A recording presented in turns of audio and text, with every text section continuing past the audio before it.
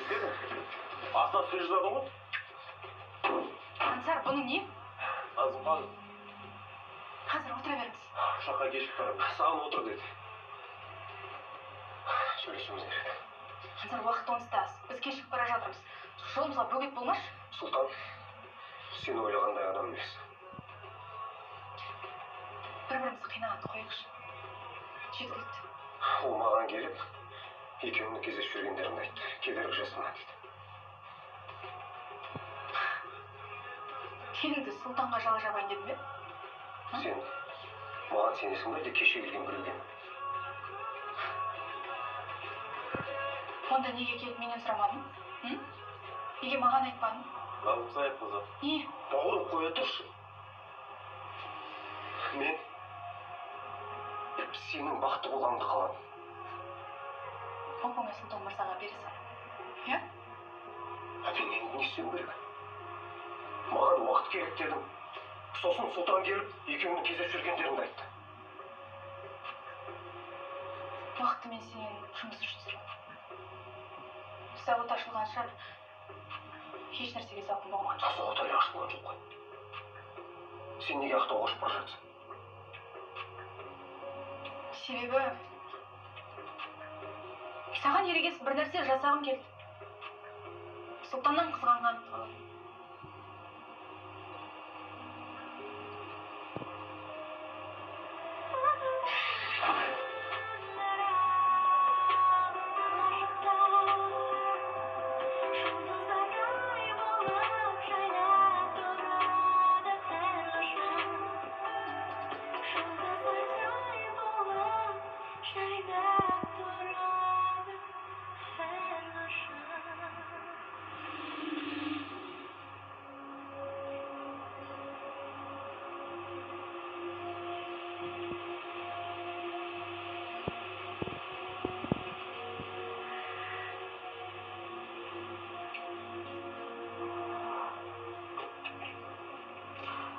Ансар Ерденұлы, сот процесін неліктен жабық режимде өткізіп жатыр? Ансар Мұса, сұрақтарыңызға жауап берсеңіз? Естеріңізге сала кетейін, белгілі кәсіпкер Бекинвест корпорациясының негізін қалаушы Ерден Жаппарұлы осыдан 3 ай бұрын мемлекеттік жас отбасы құрылысына бөлінген ірі көлемдегі қаржыны жымқырды деген айыппен осыдан 3 ай бұрын ұсталған еді. Бүгін алғашқы сот тыңдалымы басталғалы жатыр. Қалайсыздар? Шолағы қалайсыз? Сол Ерден мырзаны уайымдап. Рахима, уайымдамаңыз, бәрі жақсы болады. Рахмет, жақсы.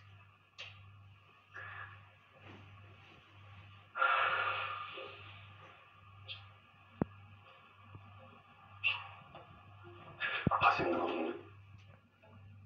Жоқ, хабарласамын деген. Іште шығар бағана қорғаушы да кіріп кеткен, Ерден ағамен сөйлесем деп. Жарайды. Досым, уайымдама, бәрі жақсы болады. Шоған аға, уақыт болды, кірейік.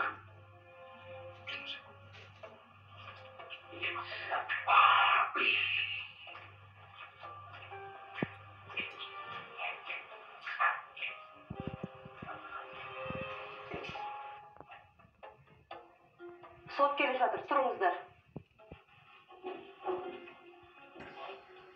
Отыра беріңіздер.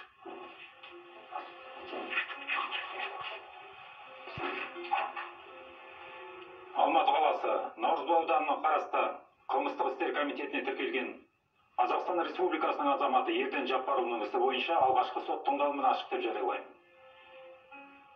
Прокурор мырза, істі мәлімдеңіз. Ерден Жаппарұлына тиесілі Бекинвест компаниясы 2022 жылдың қаңтар айында жас отбасы тұрғын үй кешенінің құрылысы бойынша жарияланған мемлекеттік тендерді ұтып алған болады. Аталмыш нысан бойынша 2022 жылдың наурыз айында тендердің алғашқы ақысы төленген болады. Яғни 600 миллион 665 мың теңгені құрайтын ақша аударым жасалды. Алайда бұл қаражат тиісті жұмыстарға жұмсалмаған. Тергеу барысында ақша аударуға өтініш білдірген Ерден Жаппарұлы екенін дәлелдейтін құжаттар табылды. айттаушы мырза. Құрметті сот. Ұсыныс хатта Ерден Жаппарұлының өз қолы болғанымен, алдын ала келісу, ұйымдасу фактілері анықталмады. Айыпталушының ісін жүргізген тергеуші Қасен Көпжасарұлы тапқан жаңа айғақтарды қолдануға рұқсат етіңіз. Рұқсат. Осы іске қатысты куәгеріміз бар. Құрметті сот, шақыруға рұқсат бар. Рұқсат.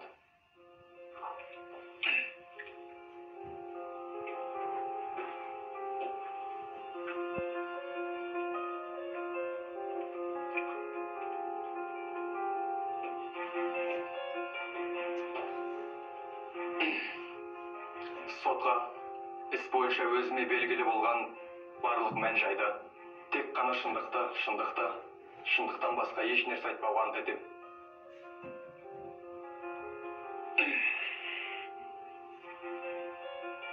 Алдымен Ерден мырзаның алдында және ол кісінің отбасының алдында кешірім сұраймын.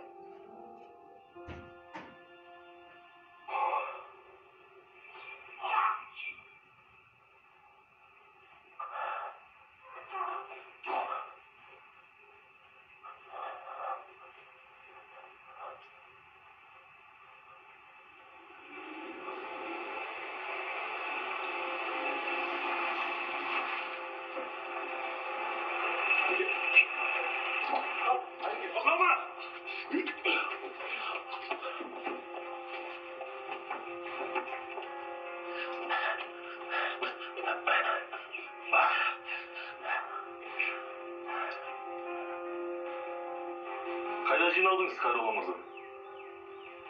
Қалай тұтқындамақсың, қолыңда ешбір дәлел жоқ. Қателесесіз. Міне, мұнда бәрі жазылған. Заңгер Ермекке қашан қанша бергеніңіздің бәрі бар мұнда.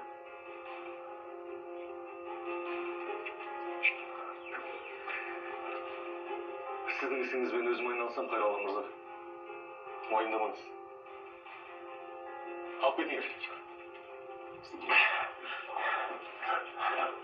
Істі соңына дейін жеткіз.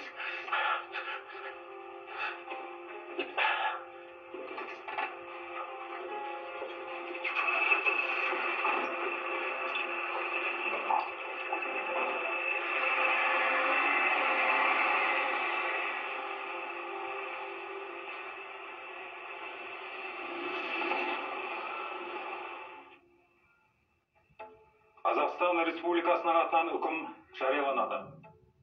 Қылмыстық кодексіне сәйкес айыпталушы Ерден Жаппарұлы келтірілген айғақтарды ескере отырып, тартылған жауапкершіліктен ақталсын.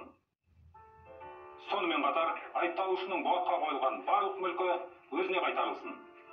Айыпталушы сот залынан босатылсын. Сот процесін жауып деп жариялаймын.